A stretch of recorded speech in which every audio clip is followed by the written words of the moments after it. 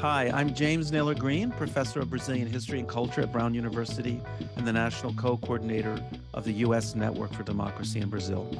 This program is supported by the Washington Brazil office. This is Brazil Unfiltered. Today, I have the pleasure of interviewing Cecília MacDowell Santos. She is a professor of sociology at the University of San Francisco and a researcher at the Center for Social Studies at the University of Coimbra. Professor Santos holds a Ph.D. in sociology from the University of California at Berkeley and a master's in law from the University of São Paulo. Her research interests center on laws, policies, and feminist mobilizations to combat violence against women, as well as transnational legal mobilization of human rights. She is the author of a very important classic work, Women's Police Stations, Gender Violence and Justice in São Paulo, Brazil, published by Palgrave Macmillan in 2005, and has edited 4 other books about gender-based and intersectional violence, the state, justice, human rights, and transnational legal mobilization in Brazil and in the inter-American system of human rights. She has also conducted research and published a book on transnational legal mobilization in Portugal and the European Court of Human Rights. She was also a fellow in 2022 of the Washington Brazil office. And on a special note, since the interview will be aired to commemorate March 8th, International Women's Day, I would like to dedicate this program to Tiana Arruda, a dear common friend of ours, who is a lesbian feminist activist for women's rights in Brazil and the United States. She passed away several years ago, but we sorely miss her. Cecilia, I'm so glad you could join us today on Brazil Unfiltered. Thank you for inviting me, Jim. This is a great pleasure. Great. So as I just mentioned, we're approaching March 8th, International Women's Day, established in the early 20th century as a holiday by the Socialist Party in the United States to recognize the importance of the struggle of women, almost immediately adopted by the global left and then reappropriated in this country by second-wave feminists in the late 60s, commemorated in Brazil from the late 1970s. So Cecilia, your doctoral dissertation and your first book was on the women's police stations in Brazil, which one might argue came into existence as a direct result of the Brazilian feminist movement, addressing the question of domestic violence against women. Why did you decide to choose this topic for your doctoral dissertation? I was trained, as you mentioned in the introduction, as in law in Brazil. I had my BA in law and a master in law. And when I came to the US, to do a PhD in sociology, I became interested in women's rights. My master in law was not about women's rights, but environmental justice. And I wanted to look at how the state, the law related to women's needs and women's rights. So basically, I wanted to do research about the relationship between the state and the women's movements, women's rights, and the women's police stations had been created, the first one in 1985. There was no book about the women's police stations published in the US in the English language. And I found that was a good way to look at multiple actors like the women's movements, the police women, the police stations, the police department, and the women who went looking for the women's police stations to bring their complaints to the police officers. Not only about domestic violence. By the way, this was not created just to address domestic violence, but crimes against women. There was no law on domestic violence in Brazil at the time, not until 2006.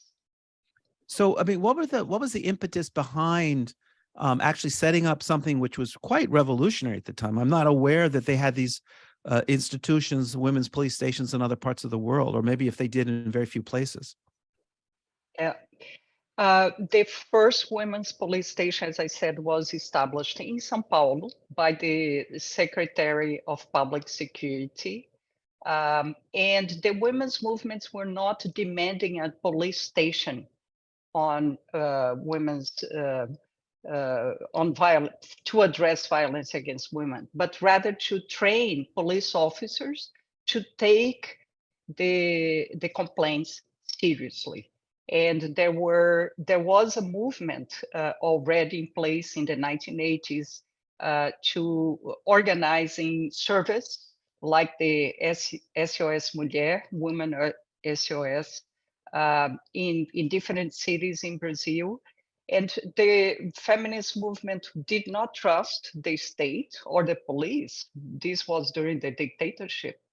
And so what they wanted was training and also an integrated set of service, public policies to address the needs, not only criminal, but also psychological and social needs of women in situations of violence, especially domestic violence and also sexual violence.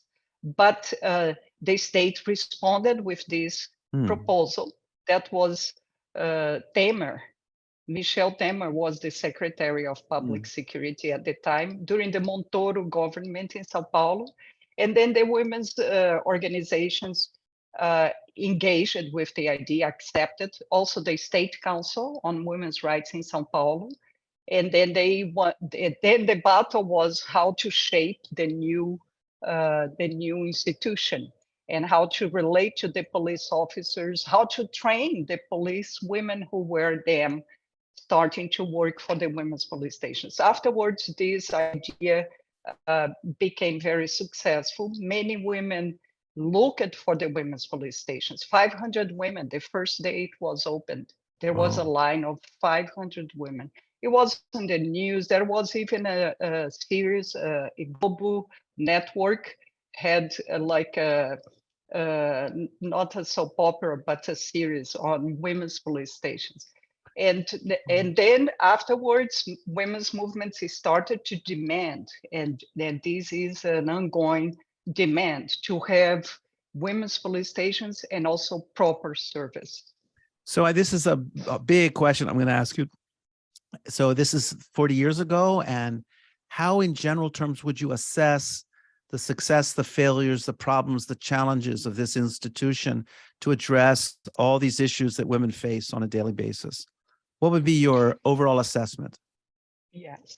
My field work was conducted in the 1990s and also in the 2000s, in the early 2000s, before the Lula administration.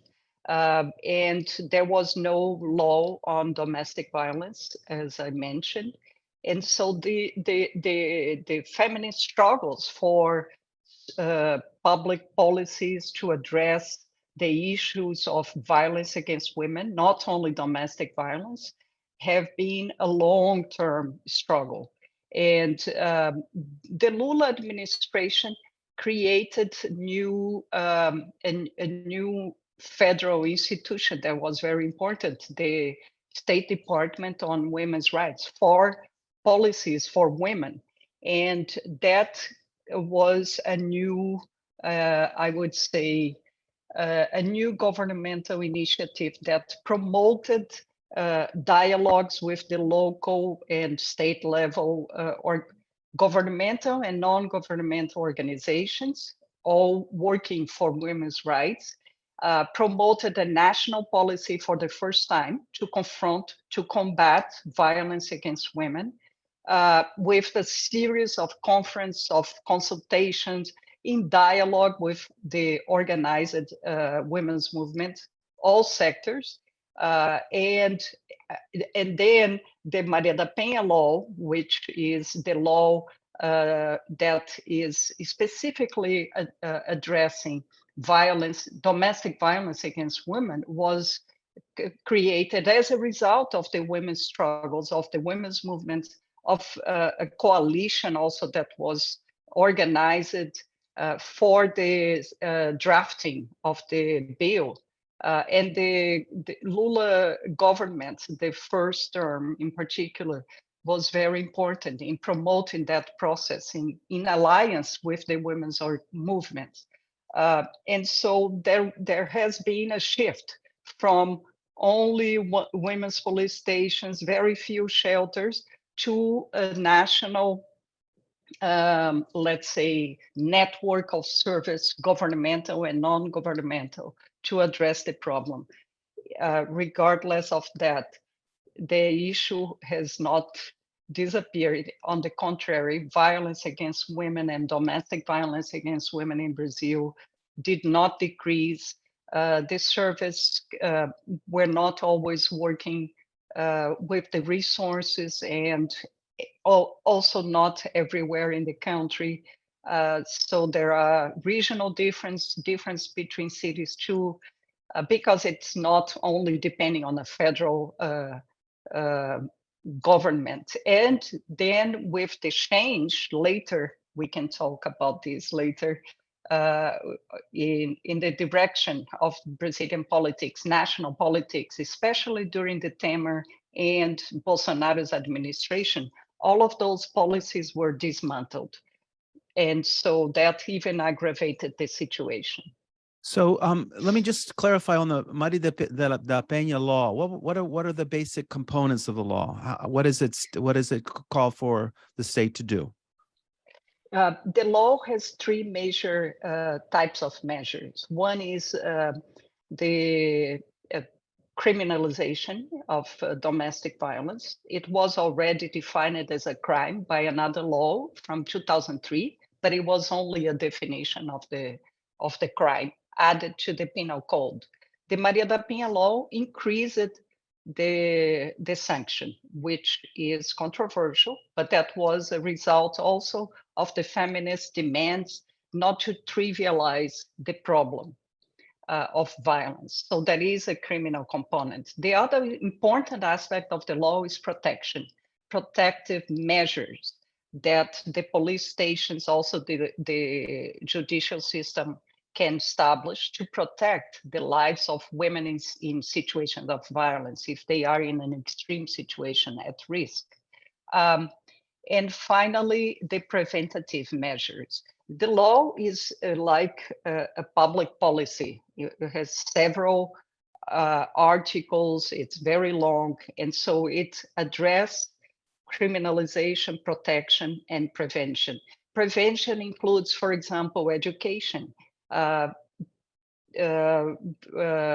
media, through the media, schools, and promoting a different culture that can diminish and end a culture of violence against women in Brazil. So you mentioned that things got really bad after the impeachment of Dilma Rousseff in 2016, when her vice president, Michel Temer, assumed the presidency. And then in 2018, the election in which Bolsonaro defeated Fernando Haddad, representing the Workers' Party. So what changed? How did things get worse for women's rights between 16 and 22? In last year, I started to do some research about the impact of the Bolsonaro's government at the local level, the impact of the policies on women's rights, on the local mobilizations for women's rights. And I have been doing this research with a colleague of mine from the University of Pará in Belém, Professor Luana Tomás. And we looked at, first of all, the major difference between the Bolsonaro's administration and the previous Lula and Dilma's administration was that there was a shift in the discourse about women's rights. The name of the State Department that was created by Bolsonaro is already indicative of the shift. It's while in Lula and Dilma, the name of the State Department was a ministry for the policies for women's rights, or on policies for women's rights. During the Bolsonaro administration, he created a State Department. It's when you say State Department, when you're saying State Department, just for our listeners to understand, you're referring to a ministry, a national ministry, as we have cabinet posts of different departments of agriculture or labor in the United States. Exactly. Right. Yeah, it's a national ministry. And the name of that ministry is a Ministry of Women, Family, and Human Rights. and it was headed by a fundamentalist evangelical politician, Damaris Alves, and the change in our research, what we found were three types of change. The first is the discursive change, a shift from gender-based policies to an anti-gender ideology, quote unquote, focusing on the restoration of traditional family values rather than the rights of women, and basically with an antagonism against feminist movements and women's movements in general. She famously declared boys should wear blue and girls should wear pink, and that's it, as a kind of a really traditional way of understanding gender roles. Exactly. Yeah. This was the first day when she was nominated, and then she took office. That was her first remarks, public remarks, yeah, to emphasize the traditional gender roles and gender identities too. And so this was also an antagonism against all LGBT rights, not only women's rights and LGBT rights. And the second type of change was in terms of the resources. There was a defunding of this State Department, and even the funds available were not completely used. We are still doing research to find more about, to learn more about, this is very recent, so we need to do more research about this period of time, because was a complete backlash.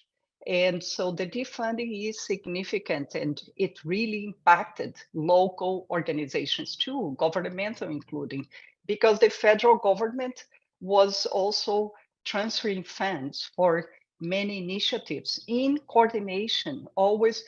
Plus, the third aspect of the change was in terms of the type of politics, yeah, make it top down or bottom up. While whereas the Lula administration, especially, and also Dilma, had more consultation, a dialogue with the local organizations and the local cultures to establish the national policies and to support the local initiatives that are also under the jurisdiction of the state and the city administrations. But in any case, the federal government made a big difference in terms of creating national policies and communicating all over the country with the most important cities, the capitals in particular, the large cities too, and even in the countryside. And so that changed it completely, because the Bolsonaro government, they did not hold any more meetings with those organizations. Right. Would create, when at the end of the term, that's the only that's when the ministry published a national plan that we don't really have access to. They also erased all of the information from the websites. And the impact on service is also very important to notice. For example, there was a line which is called a number, yeah, to call 100 and 180 numbers to call directly the federal, the State Department, the ministry, to it's like a hotline, like a hotline, precisely, a hotline to make complaints or to inform or to address the different forms of violence against women. And that hotline was also diminished with the less funds. And in 2021, I wanted to cite this because this is very also telling about both the discourse and the way the state, the ministry was making visible different types of violence. There was a manual of the taxonomy of human rights was published, was created by this Ministry of Women, Family and Human Rights. And they raised the words sexism, lesbophobia, transphobia, racism, and diversity of gender identities from this manual. Basically, the manual is used by the public to make any complaints or to inform their situations of violence. The manual also framed gender ideology, a term that is being created by the far right since the 1990s, the Catholic Church, since the the World Conference on Women in Beijing, organized by the United Nations. This has been a term created by the reactionary religious groups to attack women's rights and gender LGBT rights. And so they use gender ideology to devalue, to demonize, to discriminate against, to persecute activists, feminist activists, LGBT rights activists. And so they framed the manual, framed gender ideology as a violation of human rights. Wow, wow, amazing. And so this is just a few examples of how it was a dramatic change. So in I think it was in August of 2018, just before the elections, the women's movement organized massive mobilizations, ele não, not him, against Bolsonaro, as a way to kind of unite people to mobilize against the election of Bolsonaro. Some people argue that that demonstration polarized the situation and created some anxieties among the far right and evangelical Christians and kind of helped Bolsonaro win his election. How do you understand the Ele Não movement and its impact and these criticisms of it?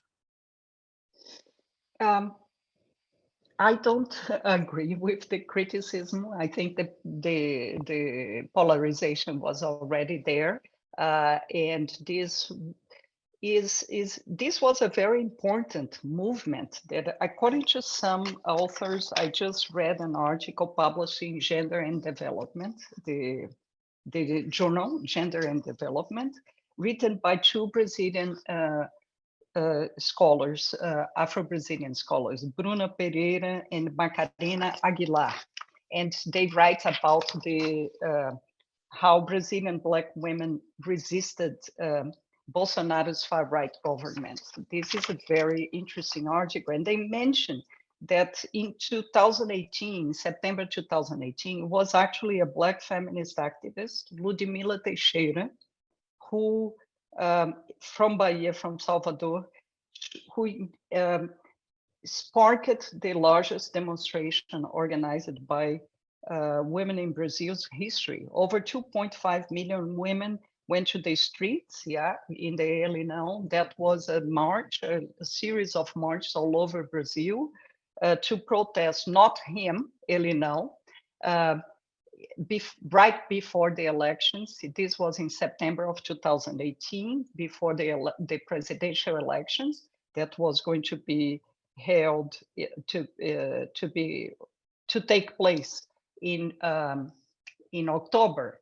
And I actually was in São Paulo at the time. It was an amazing experience, with and also the diversity of people participating, not only women, but also men from various political parties, different sectors of the women's movements all over Brazil. And I think this was also in a wave of marches and movements, going back to the International Women's Day, that we can see in different countries. And in Latin America, before the not him, you can see in Argentina, Ni Una Menos, which is specifically about different forms of violence, yeah, and violence against women. And so it's a very important expression of the problems that Brazil is facing. And for example, the institutions that I mentioned, the women's police stations, the ministries, all of the national policies, even if they didn't reduce the problem of violence against women, they made this problem more visible. And so the question is, perhaps it's not a matter of even more or less violence in society, but rather more or less visible violence. If we start to talk about the problem, that's when you start to see that it's happening. For example, the police women in the first women's police stations, they thought that Brazil didn't have any problems with violence, that there was no violence against women, until they saw the line with 500 women coming the first day. This is politicizing the problem of violence. It's very important for creating policies, for demanding rights, for having the rights recognized by the state. So one of the things that I think we all who follow Brazil from afar, or who live in Brazil, was experiencing the 4 years, the nightmare of the Bolsonaro administration, which was really daily a horrendous situation with COVID-19 and the policies.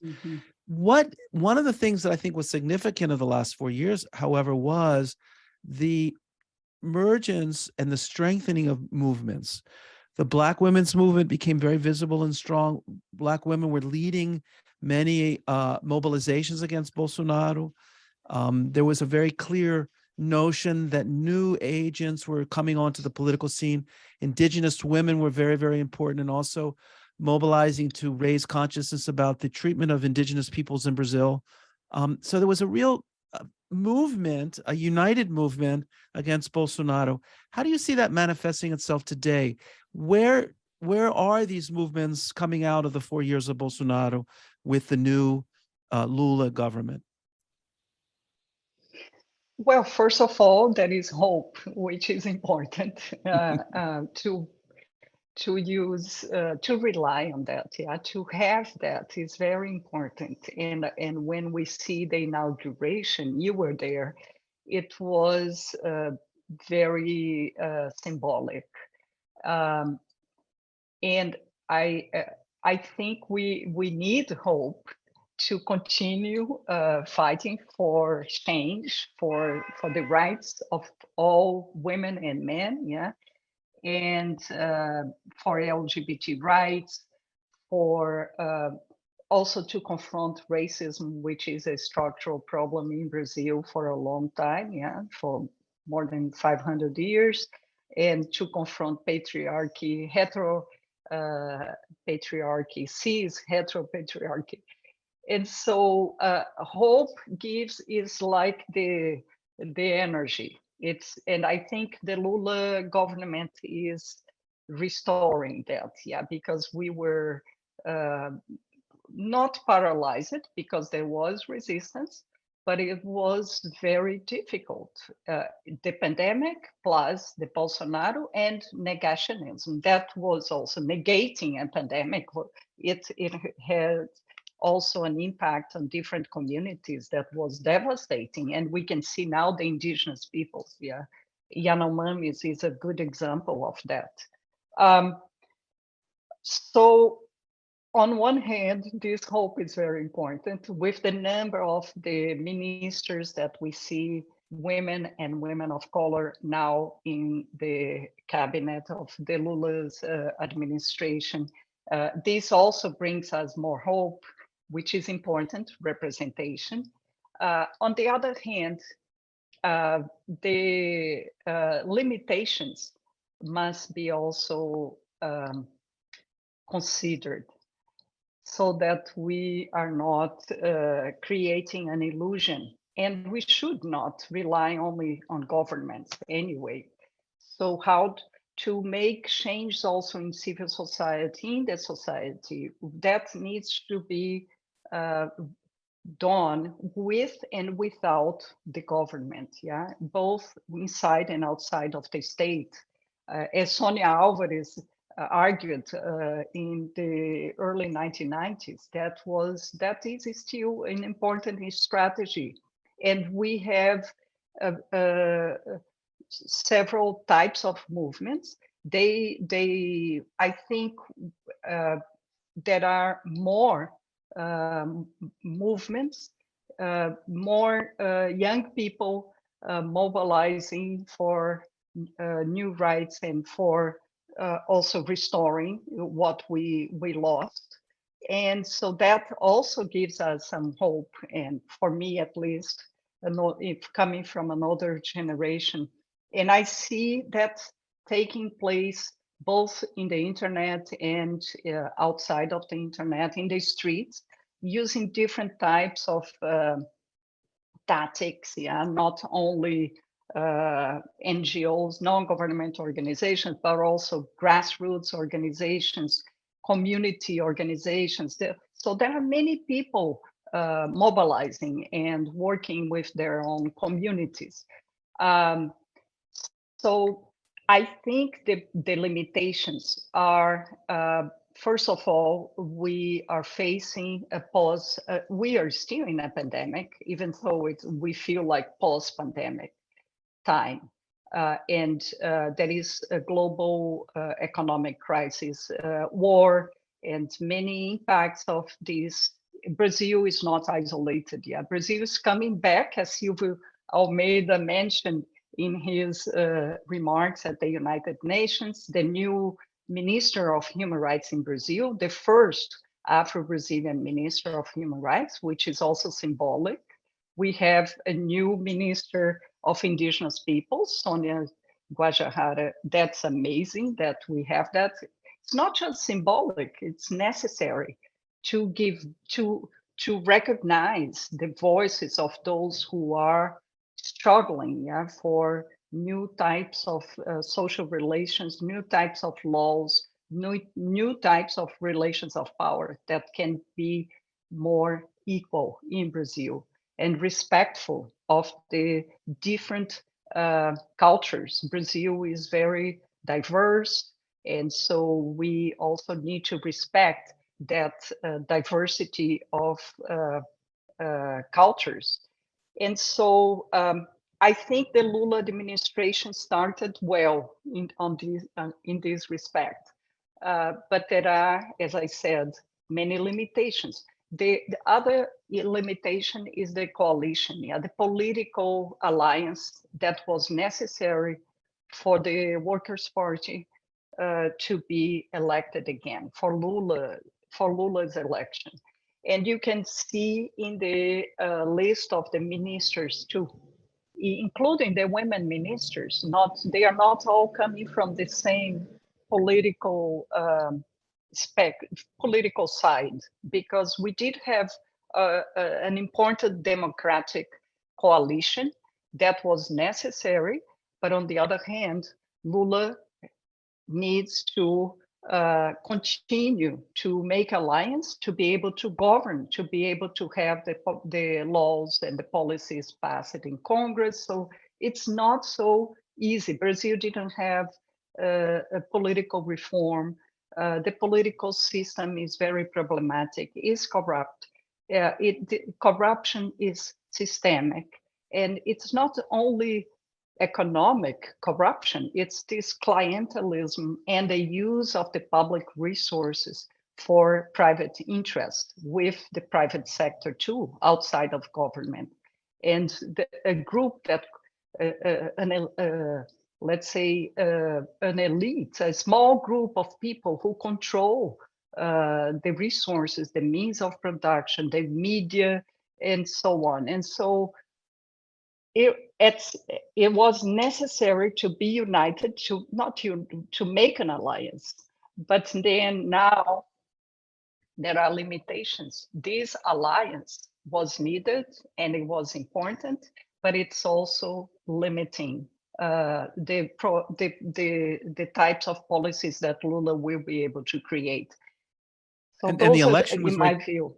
Right, and the election was very close. It was 49 to 51. I mean, the 2 million votes difference, which meant, once again, the Workers' Party Yes. backed off from the question of the rights of women to have choice, to be able to have abortions, fearful that they would lose possible support among evangelical Christians who have historically voted for the left. And so once again, this important issue in Brazil has been tabled by the left, whereas in other countries, such as Argentina, they've managed to guarantee women's right through the Congress, which is pretty amazing. It wasn't a decision of the Supreme Court, but the Congress that voted that. And I think that's one of the things that's very frustrating for those of us who consider ourselves feminists and allies of the women's movement, to see once again, there's not the political ability or the capability or the critical support necessary to push forward this agenda, which of course we're seeing it under attack in the United States, but in Brazil, it's not even on the table for the demands. Jimmy, I also wanted to add another aspect of what is specific in Brazil. For example, the Bolsonaro's administration is not, the discourse is not that different from Trump's, yeah, the rhetoric of the far right in other countries. But in the context of Latin America, when we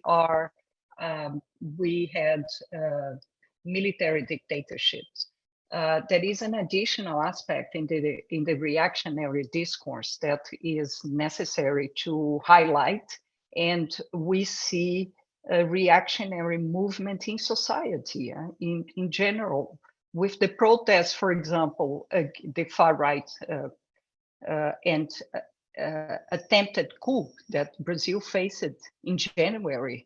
That is very concerning.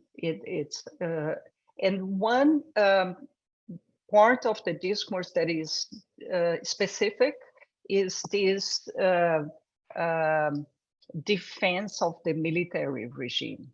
And and contrary to Argentina, Brazil didn't have a transitional justice that really provided justice and made the military accountable.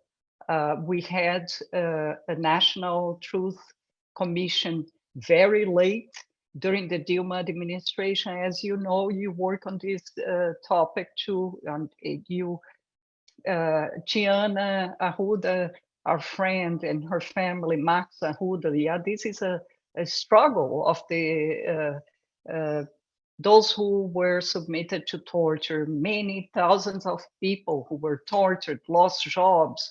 So that history is not well known in Brazil. There were transitional justice policies, but mainly very limited, not addressing accountability, but rather some reparation to the victims, to the family victims, but very limited. And we are, in the Supreme Court of Brazil is very controversial too, because sometimes it makes some decisions that are progressive, like the same-sex marriage, for example, or racism, very important. But to combat racism, yeah, the crimes against criminalizing racism. On the other hand, the Supreme Court is interpreting the amnesty law of Brazil of 1979 as pardoning the agents of the state who committed torture and other gross human rights violations during the dictatorship. And so this shows how, in addition to the limitations of political limitations, we also have legal, judicial limitations for promoting a progressive human rights agenda in Brazil. I And have I two more. wanted to connect that, the women's That's a rights very, with the human rights. it's Yeah. extremely important. I couldn't agree with you more. And as we know, the history of the women's movement, a large sector of the early activists were women who had been involved in the opposition to the dictatorship, were critical of the sexism and the way in which women were marginalized, formed autonomous women's movements, and were very important in the founding of the second wave of the women's movement in Brazil. I wanted to ask you two last questions. One is about your research on the Inter-American Commission on Human Rights, but more specifically, Inter-American Court on Human Rights in Costa Rica. The Washington, Brazil office has been very much involved in working with social movements in Brazil to use these international bodies as a vehicle for raising concerns and complaints. And I would be very curious to hear a little bit about what your research has found in terms of women's rights in the International Court. This is another trend of, aspect of my research agenda. I've been studying after the women's police stations and the Maria da Penha law, which is still one of my areas of research interest. I started to develop a research agenda about transnational legal mobilization. And as you mentioned in the introduction, I have conducted research in Brazil, in the Inter-American system, also in Portugal and the European Court of Human Rights. In my research about the use of the Inter-American system, specifically the Inter-American Commission, and the cases against Brazil, I have found, let me look at my data here. I look at different types of cases. Yeah, when I started conducting research about this topic, in the beginning, I wanted to learn about not only women's rights, but also memory and justice regarding the crimes committed during the dictatorship. Indigenous rights. I also look at that one case, the Chucuru case in the state of Pernambuco, and racial discrimination. And of course, domestic violence against women. But then recently I have been focusing only on the cases of women's human rights. And I found between 1995, that's when Brazil recognized the jurisdiction of the court, I believe. 1995 is the year Brazil ratified the Inter-American Convention, the Belém do Pará Convention. It's the Inter-American Convention for the prevention, punishment, and eradication of violence against women. It was adopted in 1994 by the Organization of American States in Belém of Pará, the capital of Pará. That's why it's called Belém do Pará Convention. It's the first regional treaty convention on violence against women. The European Convention was established in 2010 or 11. And so that shows how this is a very important pioneering human rights document, women's human rights document. And so I started to I mapped all the cases that I could find based on the reports published by the Inter-American Commission from 1970 until 2017. And I didn't find any complaints, any cases, according to these reports, about women's rights, not until the 2000s. And then I look at how many cases. Yeah, based on all of the reports, there were 9 cases out of 97 cited in the published reports by the Inter-American Commission from 1995 until 2017. 9 cases relating to what I classified as women's human rights. And then among those, I found that most of them were about domestic violence, but not only. Gender-based violence, then racial discrimination against women, 2 cases, about Black women being discriminated against in the job market, domestic workers, and one case that I connected to political violence and class-based violence and gender. That was the Margarida Alves case. She was assassinated in the northeast of Brazil. She was a union leader and a rural worker, yeah, very important leader. Anyway, 9 cases is like almost 10%, yeah, of the total cases with reports, published reports. It doesn't mean that those are all the numbers of the petitions sent to the Inter-American Commission. Any victims or non-governmental organizations can send petitions, complaints to the Inter-American Commission. The court, you asked about the court. The court is only receives the cases from the commission or another state.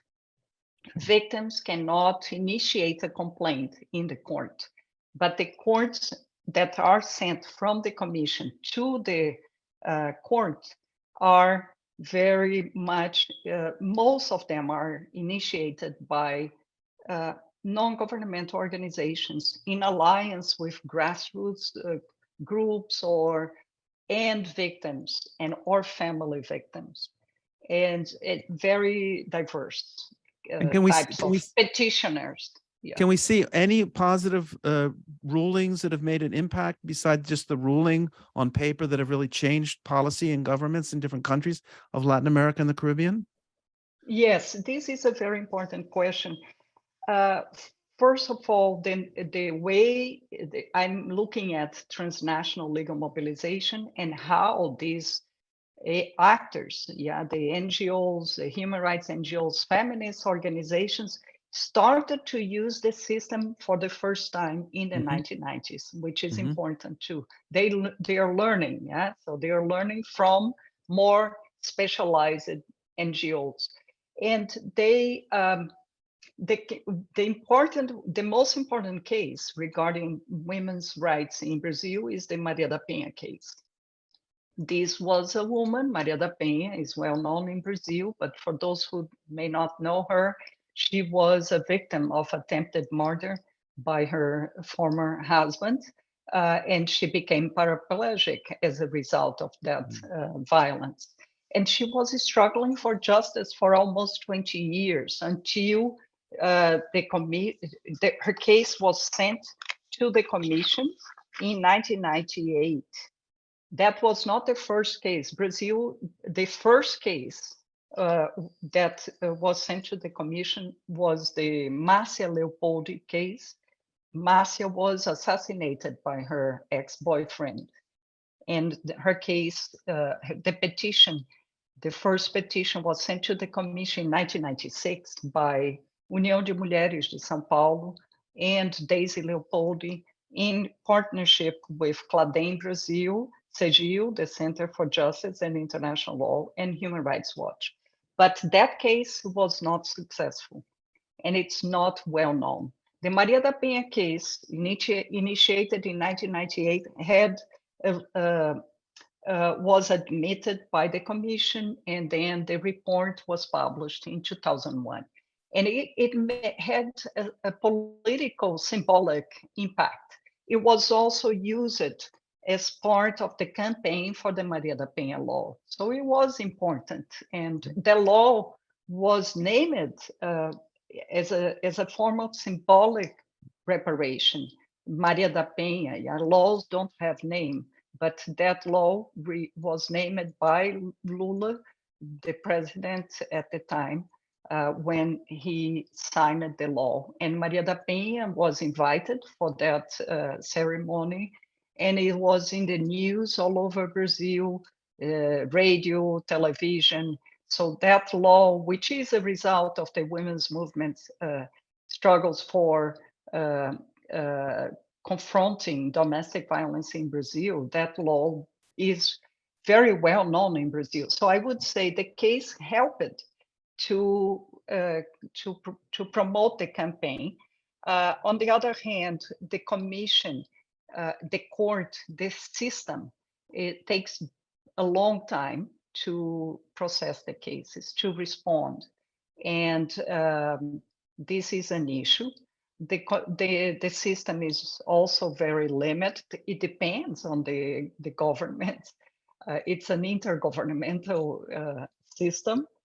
And I wouldn't say that the recommendations, the commission is not a judicial organ. Yeah, the decisions are They're not binding. They are not binding, mandatory. And so the states may or may not follow the recommendations. Right. Compliance is an issue. And beyond compliance, also the lack of attention, yeah, or lack of response. The delay of justice at the international level may be even worse than at the national. So anyway, but I still find important transnational legal mobilization. One important finding recently, I went last year to the Inter-American Commission to try to have access to all of the files. And this is not easy. I'm still trying. But I found that the same anti-feminist rhetoric discourse is arriving also at these international human rights organizations. They are not the majority, but we can also see that present in the commission. To my surprise, I was surprised. Unfortunately, our time is up, and we didn't have a chance to have one last question, which we're going to have to open for another time, about how an amazingly intelligent, open, lesbian researcher is doing marvelous work, supporting the women's movement, supporting human rights in Brazil. We'll have to say that for another program. But thank you so much, Cecilia, for coming and joining us today on Brazil Unfiltered. Thank you for having me, and it was great to see you. So I hope you enjoyed the interview. If you are watching on YouTube, don't forget to like the video. And if you have not yet subscribed, please do so. If you are listening on Apple Podcasts, Spotify, or wherever you listen to your podcasts, please leave us a 5-star review. It helps other people find the program. Have a great week. Until next time, até a próxima.